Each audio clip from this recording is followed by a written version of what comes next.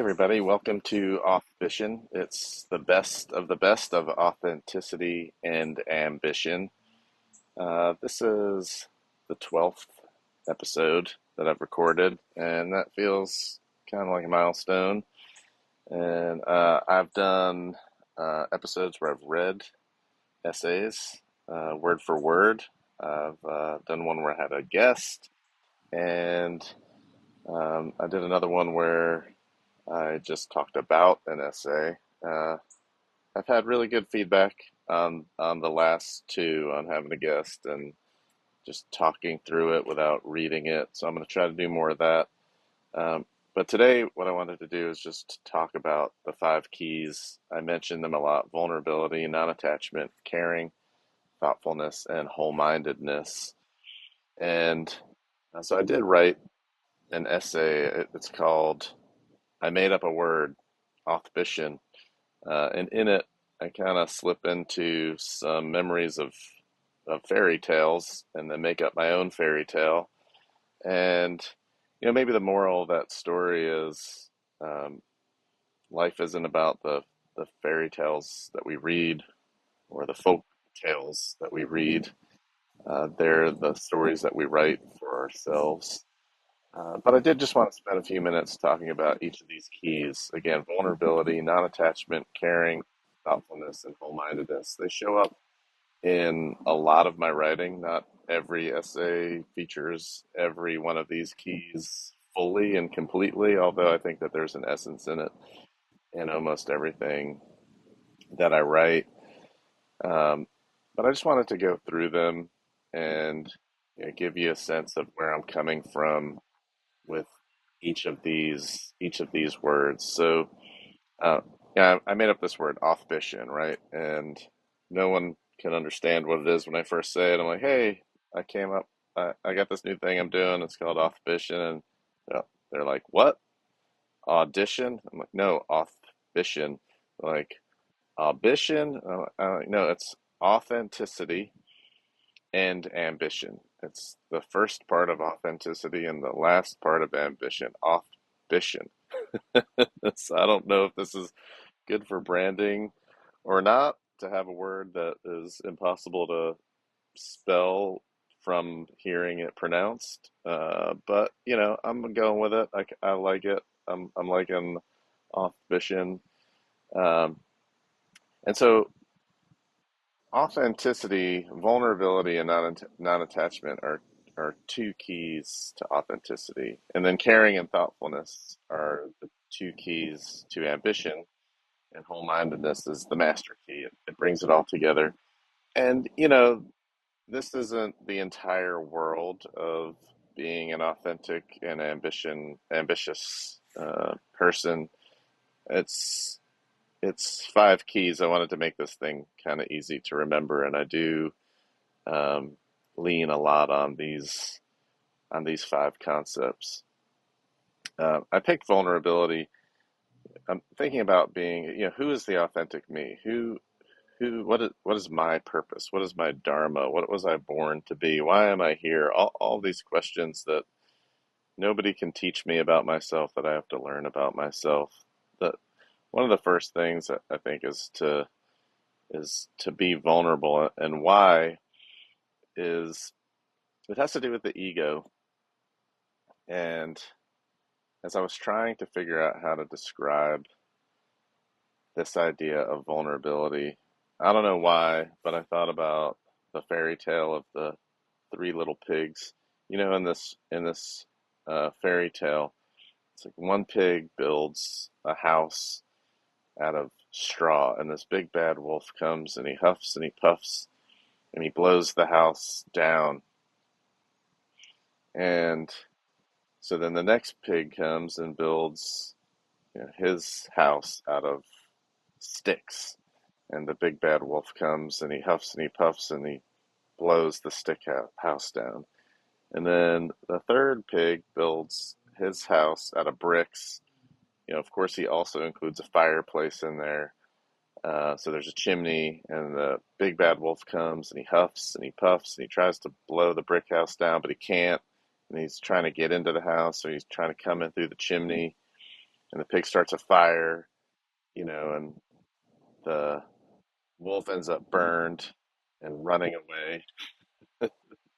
So I feel like as a kid that this story was supposed to teach about maybe being ambitious, which is funny because I'm using the story on the side of authenticity.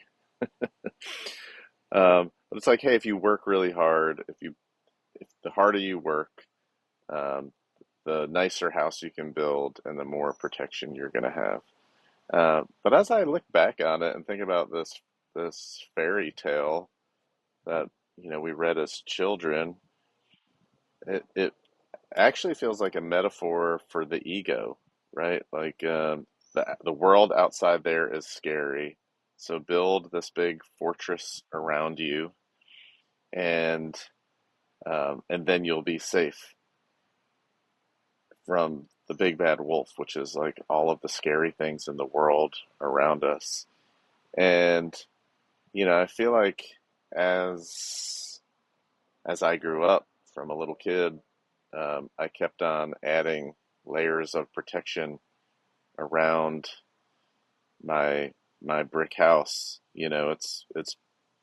It's Pink Floyd's Another Brick in the Wall too, right? We're just building this brick wall, this brick house around us to protect us from the outside world. So who is the real me is letting that wolf blow that house down, like tear those bricks down to the ground.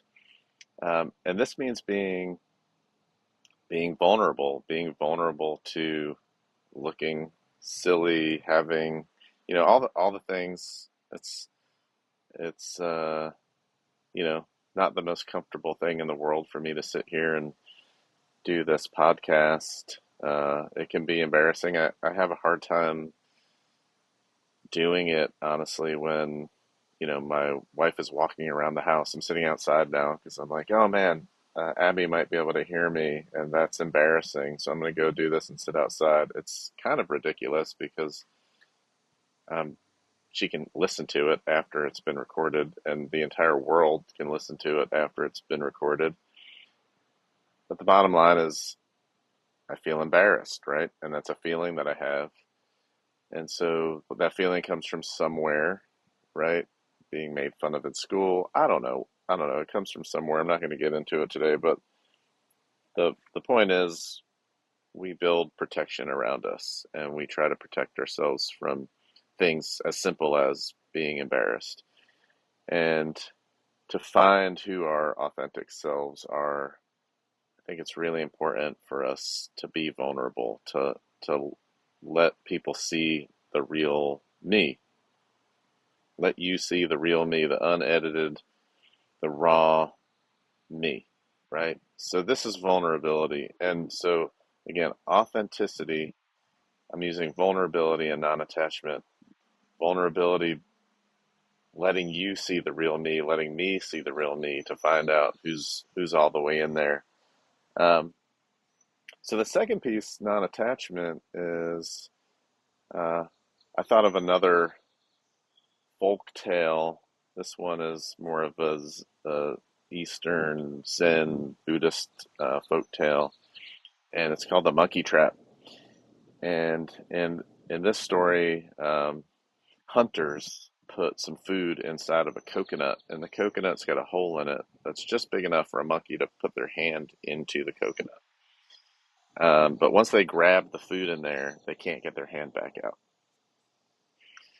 And then the hunters come and capture the bear, and or the bear. Is it a bear? Yeah, no, it's a monkey. It's the monkey trap. It's not a bear trap. I think the bear would just destroy the coconut. So, yeah, so the hunters come to capture the monkey, and the monkey can just easily let go of the food that it has and run away. It's in effect capturing itself.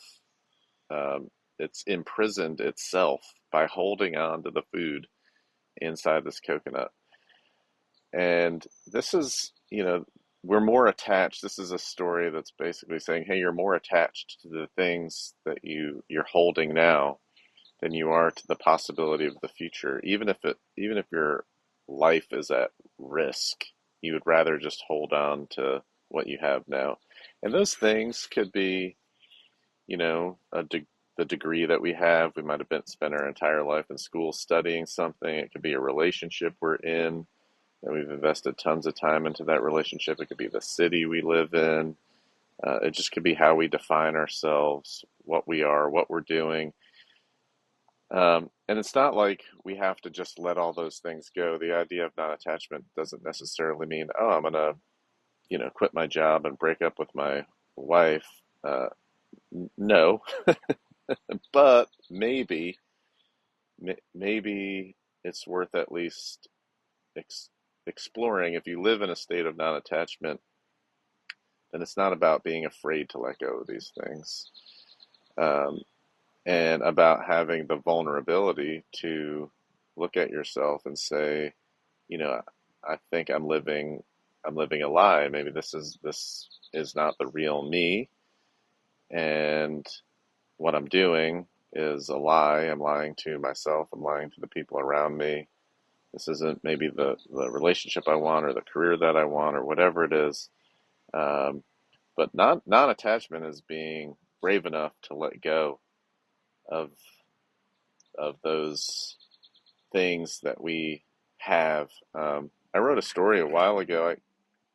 I honestly I can't remember if it was one of the ones that I read. It was called Dear Forgetting I Love You. I've only done 11 total episodes, 12 today, and I've already forgotten what I've done. So fantastic.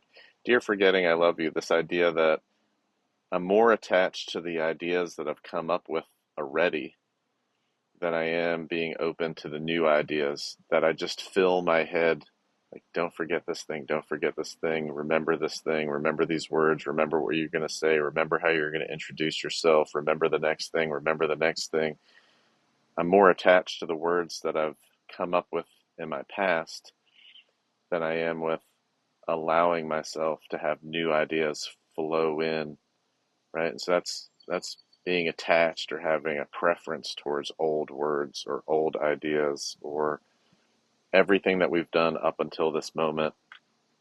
I also like to think about it as, what if I got amnesia and I woke up, I went on a trip to a distant land, and nobody knew where I was going because I was just like going on this adventure to this distant land all by myself, and I banged my head and I got amnesia and nobody knew who I was and I didn't know who I was.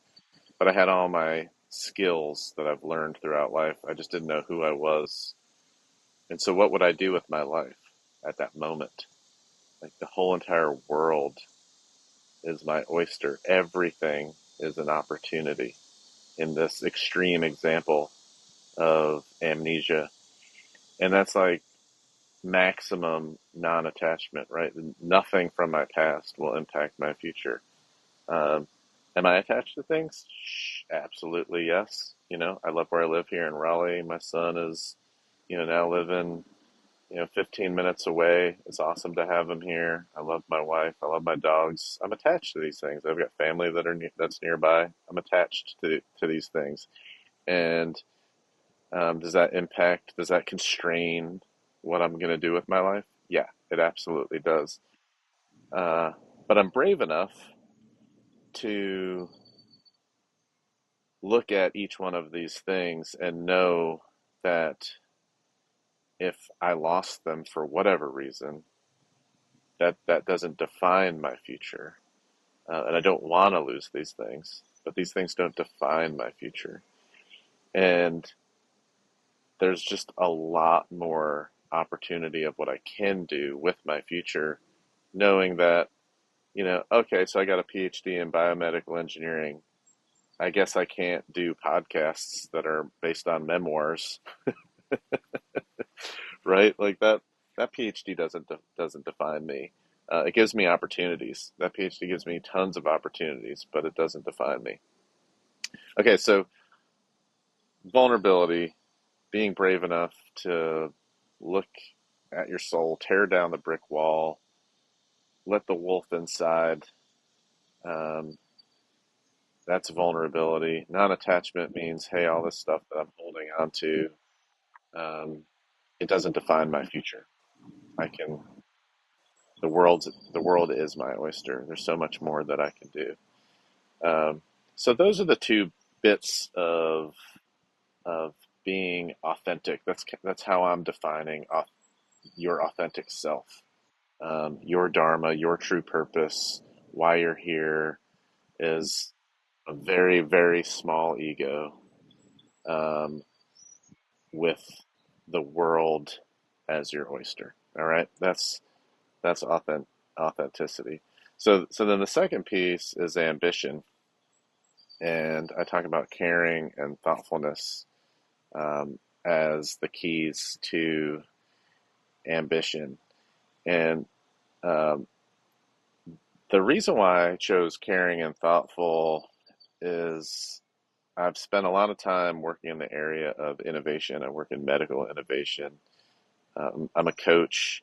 I coach medical innovators who have brilliant ideas to improve health and the quality of life.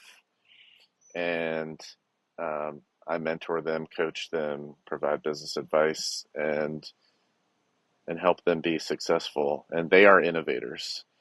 And this word innovation is, I think it's overused. So I took some time to define, what is innovation? And with a little help from my friends, I defined innovation as caring and thoughtful. And how this worked out is the idea of when you do something innovative, and I'm connecting innovation to ambition, right? Like if you're an innovator, you've got this new product that you're trying to bring to the market. This takes a ton of ambition to bring this product to the market, right? And so you are an innovator. And innovation, when you bring an innovation to the market, what you're doing is you're increasing value and minimizing costs. It's the you know the value to cost ratio that you're improving, um, and I'll call it benefits, value benefits. It's the benefits to cost ratio. And so if you think I'm improving benefits, reducing costs, improving benefits, the word benefits comes from bene, which is the Latin root of the word to do good to. Right? So if you're doing good, then you're increasing benefits. And those who bring goodness into the world, those are caring people, right? Caring people make the world a good place, improve benefits.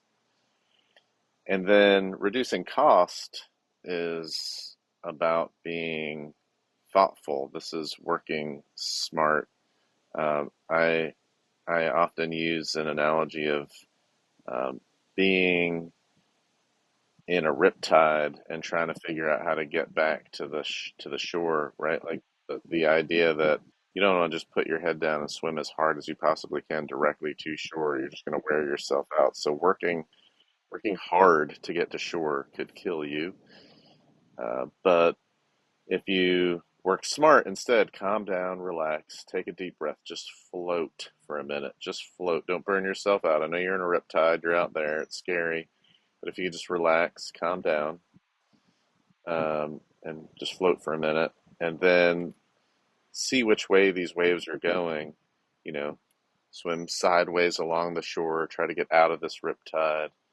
Um, as the waves come in, try to catch some and go with them. Use the momentum that you have to get back into shore, and get back into shore. Be smart about it, right? And so, you know, this is being thoughtful. And there's a lot of really good examples of being thoughtful. Another one of my favorite is a book called The Goal, ILUM Goldrat, and he talks about the Toyota production system, and this is how to make manufacturing plants super efficient, right? Minimize the cost of running a, a manufacturing facility. And when you read the book is awesome. I highly recommend it. It's not like there's one stamp like, boom, this is how you make a efficient manufacturing plant. The book takes you through a thought process where you can't reproduce it from one plant to the next. You have to go into the plant and look at each process and where the bottlenecks are.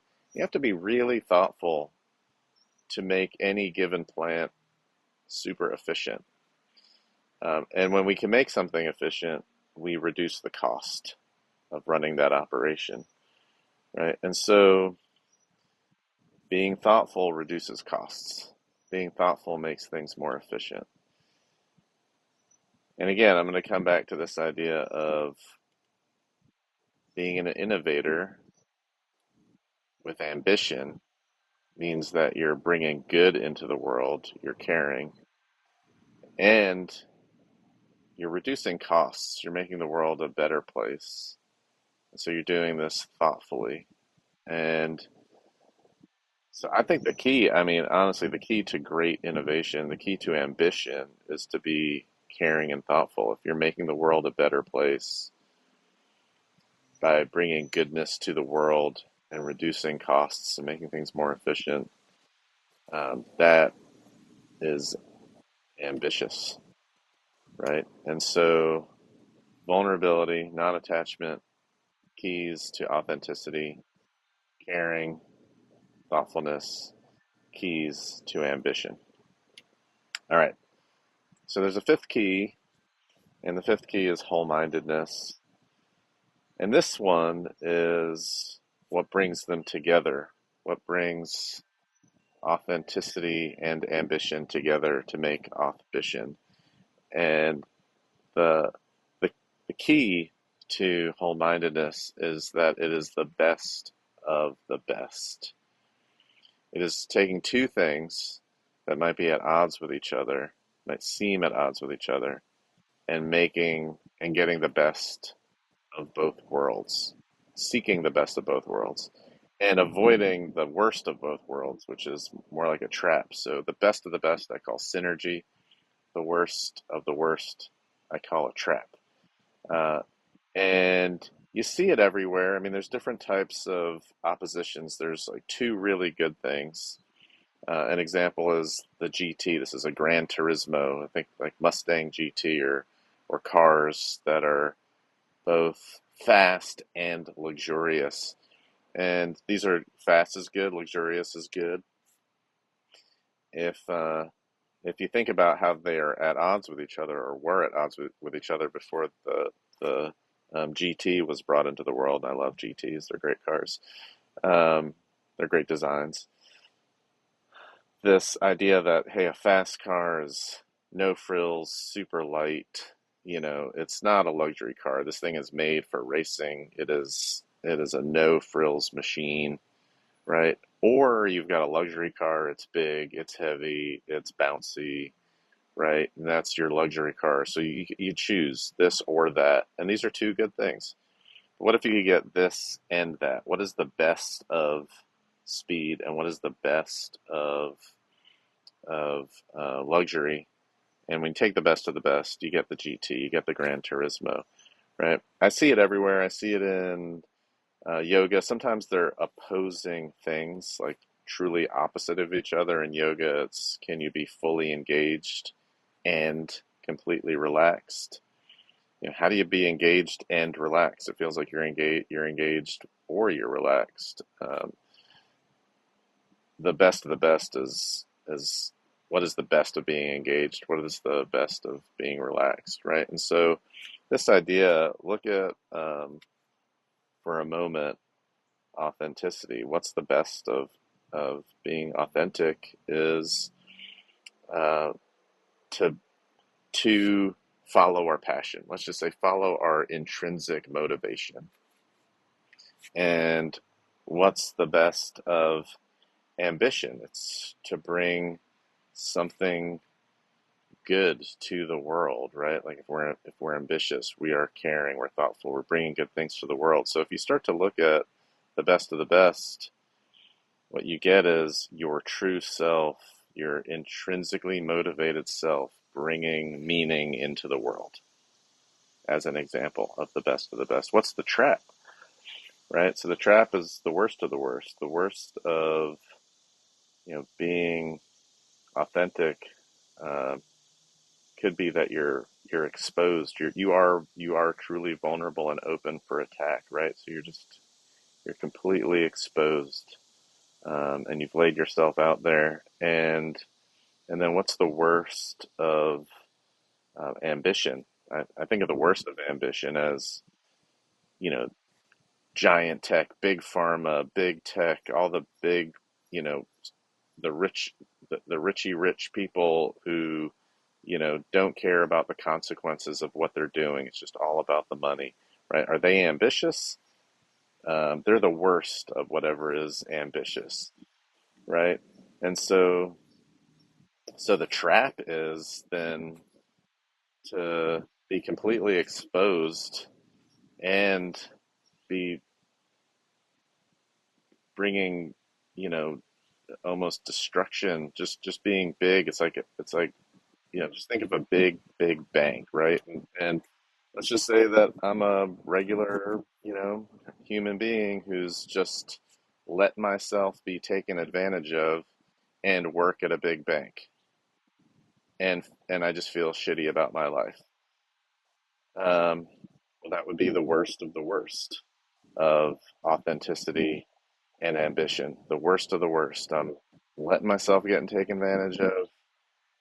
I'm vulnerable in not a very good way, and I'm I'm working for a big bank that is just, sucking the life out of people, right? And so that's the trap. We want to more than anything, and this is well, my five keys here don't include non-judgment. So, uh, I don't. If I'm going to add a sixth key to this whole thing, it's non-judgment. I'm not judging the person that works at the bank. I'm not judging anybody. I'm not judging myself for the silly things that I've done and my failings and my mistakes. I'm not judging myself for my mistakes, and I'm not judging anyone else for their mistakes and things that I might think is a mistake, and they are, and other people love. That might sound like judgment. I I'm not sitting in a place of judgment. It's more a place of reflection, acknowledgement, just thought, just sitting with it. Um, and so, yeah, again, in all these things, I'm by no means perfect in vulnerability, not attachment, caring, thoughtfulness, and whole-mindedness. I'm not acting them out perfectly in any way whatsoever. Uh, this is a framework to help me think about, hey, how can I be authentic? How can I be the most authentic me? How can I be ambitious and bring goodness into the world? How can I find the best of the best? I just want to sit with it and think about it. And the way that I do that is through writing these essays and discovering new things. It wasn't until writing Dear Forgetting, I Love You that I discovered that forgetting was something that I feared, and something that what I needed to do was be more vulnerable. So finding vulnerability about what I was afraid of, and not being attached to the words that I had thought of previously in my head, and allowing myself to forget. None of that came out until I wrote that essay, right? And so this is what Authbition is all about. It's all about me exploring these five keys in my writing, sharing those stories with you, and I hope you enjoy the stories. Next week, I'll come back and I'll highlight another one. I don't know which one that I'm going to do next week yet. I usually don't pick it until sometimes the day of, sometimes a few days before, but I'll figure out what I'm going to read next week. I hope you enjoy it, and I look forward to doing this again with you in a week. Health, happiness, kindness, respect to every being and all things. Namaste.